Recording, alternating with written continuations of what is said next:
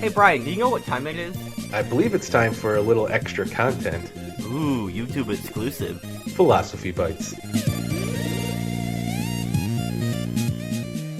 You're not old.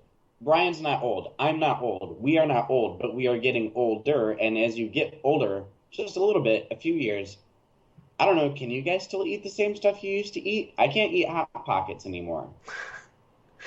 That's an interesting question. Yeah, I actually, can't eat as much of things as I used to be able to. Yeah.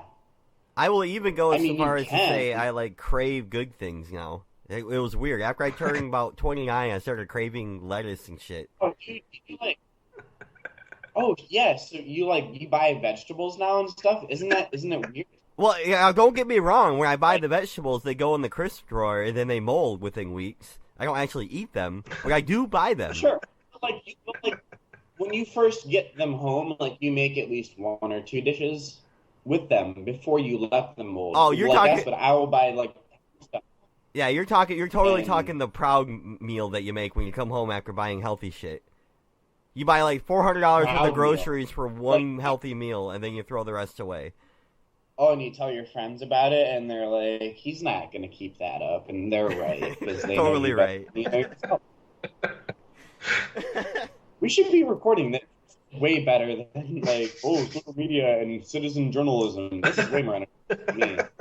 Hey, you know what though? I have been. This is all being recorded right now.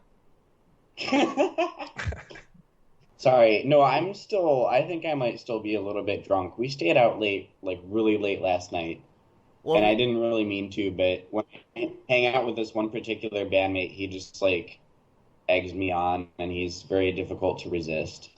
well, that's quite all right. If you're still a That little bit sounds drunk, you're in the right place because we're usually drunk during the show at this point as well. I'm currently drunk. yeah. Well, I'm continuing it. I have a tall boy of Yenjing beer, the most popular beer by volume sold in the world, despite being consumed almost exclusively within the borders of one country. I've heard about that beer before, actually. Isn't it referred to as snow beer or something like that, too? Oh no, that's actually a different beer. That one's pretty popular too. Yenjing is like the most popular one. Like Yenjing is the Budweiser of China, but Snow is not far behind. Okay. No, Snow is fun because if you turn the can upside down and try to read the label, it says Mons. Sorry, we're very easily, like, we just kind of grasp onto whatever we can here. So does it taste like Budweiser? Is it like the same kind of pale lager? Tastes like the Mons pubis. It basically tastes like Bud. Yeah, it's a pale, yeah, there's nothing to write home about regarding any Chinese beer. They all taste the same, and they're all pale lagers. They're fine. I mean, they're cheap. They get the job done, whatever. Are there Right. any Well, domestic stouts out there at all, or any kind of domestic dark beer?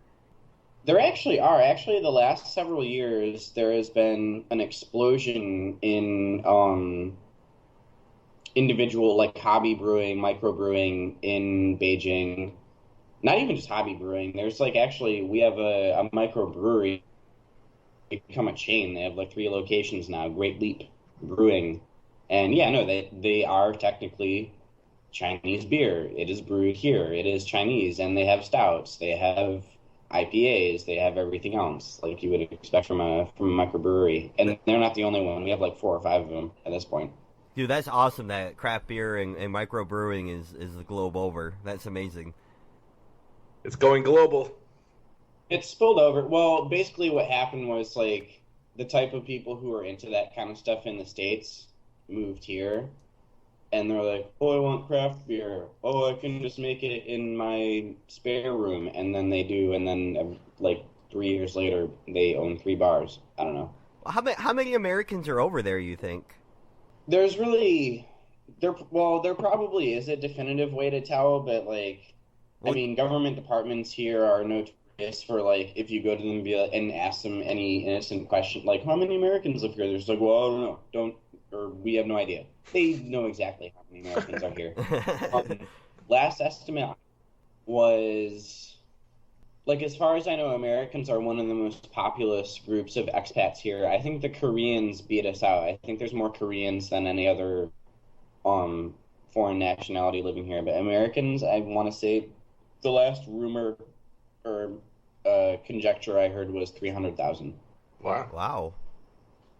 That's interesting because from my perspective and thinking about It's like China, how I know it, it's amazing that you're over there. Like it boggles my mind that people are coming and going from America, but I guess not if you really stop and think about it. Yeah, no, I mean, China is like an up and coming big kind of deal. And actually, like this last year, especially, they've been acting like it. They've been putting on their big boy pants and bossing people around and kind of being a dick. Yep. And that's what comes with rising to the rising to a higher place on the global stage. Now you have to be a dick just like the United States. That's one thing they like. Well, like in some editorials, like when the United States criticizes China, sometimes the state media will run an editorial complaining about that, and they'll be like, "Well, if America can do X, why can't China do X? They should be equal." And I'm like, "Do you want to do X? Do you want to suck the way we suck? Can't we do better than that?" Well, that's actually an interesting know? point. Is there still a lot of let's be better or like America over there, or is there a movement or like a philosophy of let's be a better China, not rather than try to make China like something else?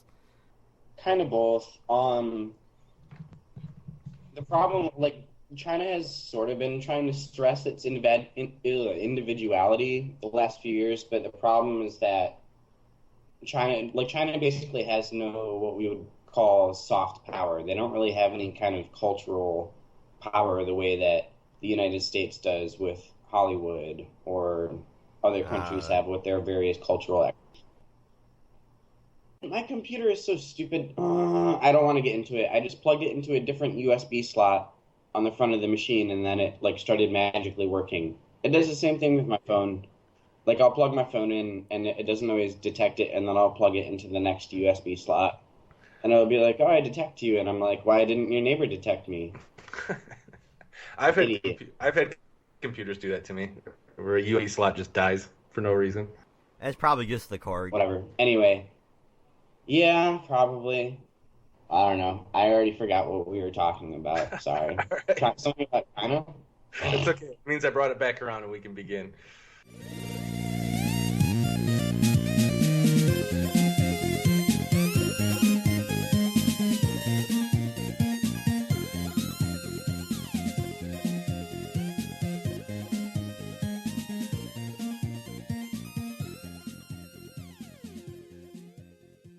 Hey Brian, did you know you can find full episodes and blog posts? Could I do that at philosophyjerks.com? Maybe.